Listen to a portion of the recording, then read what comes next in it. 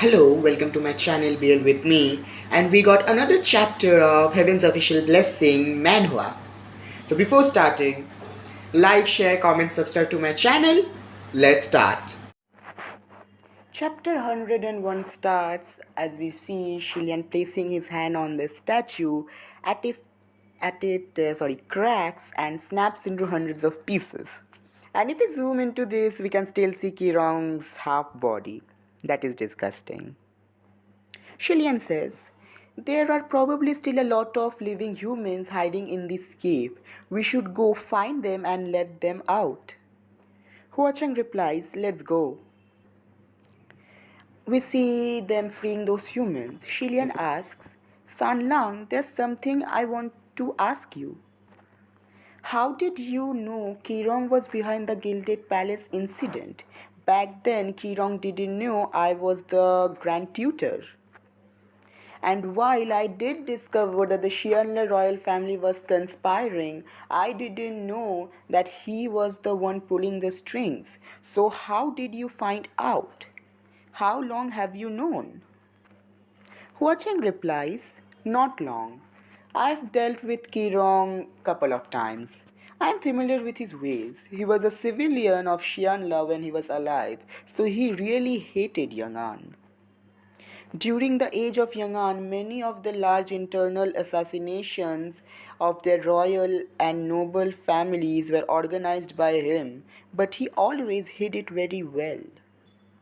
A massacre like the one at the Gilded Banquet was definitely his style, so I believe for a very long time that it had been Grand Tutor Feng Xin doing his bidding.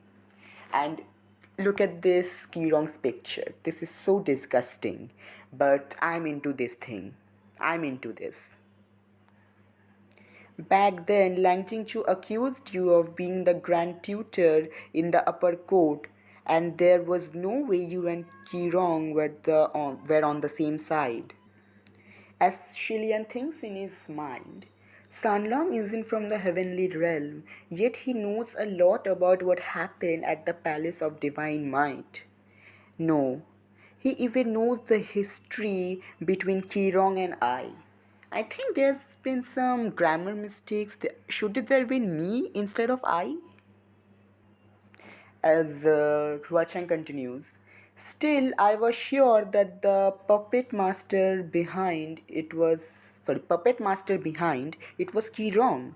At least he had to have been the one to make the first move. The common remnants of Xianla were treated very well after Lanchincho's father took the throne, so they had already stopped thinking about how they were going to avenge their country. The only people who'd still have wanted to cause trouble would have been the Xianla royal family. And since Prince Anla was the one left of the royal bloodline, if Kirong wanted to get someone to make trouble, it would have been him. Yet, by simple coincidence, he was reported to have died of illness after the Gilded Banquet, despite never having a history of illness in the past. Isn't that very obviously suspicious? I knew he was probably killed and his death was probably related to the Gilded Banquet. If the royal family of Yang'an were to blame, the people of Xianla would have been implicated, and yet they weren't. After thinking about that, I could only come to the conclusion I hold today. And I just love this gorgeous pic. Like they gave us Hua Chang and Shilia like standing there. This is so beautiful. As Cillian sighs, he says, impressive that you were able to deduce everything so accurately. There were so many moving parts to the situation. I just know a lot of the key players before the facts. That's all. Hua Chang. There's still a premise in your deduction, that's how you pronounce, that I don't quite understand. Why were you so sure that Kirong was the one who made the first move at the Gilded Banquet? Because Hua Chang knows his Gaga would never do something like that. Isn't that right, Hua Chang? It's not that I was certain of his deeds. I just trusted that you didn't. I just said that he trusts his gaga, and the next thing I see is this. Did I just predicted it? Shillian asks, why is that? He believes you, he loves you. Of course he wouldn't suspect you. If you had given a different reason while admitted to the Gilded Banquet massacre, then there would be a possibility that you had. However, the king of Yangon was a good leader and won the hearts of his people. Yet Lan Cho said the reason you gave for the massacre that you couldn't stand him sitting on the throne. While those are the words of a very standard absurd. Wait, what is that word? Usurper. I'm sorry, I'm not good with the pronunciations. While those are the words of a very standard usurper coming from you, they could only be a self defilement of the clumsiest degree. What are these words? I can't understand. As Shillian looks kinda shocked and he's now okay, oh. Shillian says, well, Sanlang, I'm not the person you think I am. You say it, I don't mind, Huachang says.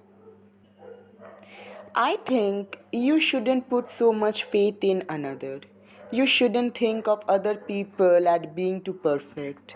It would be okay if it were for someone we'd never met and only seen from a distance.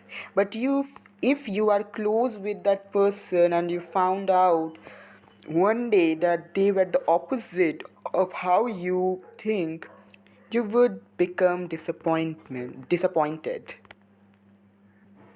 Don't be so sure. I don't care about the disappointment of others. To some people, the very existence of a person on this earth is hope and of itself.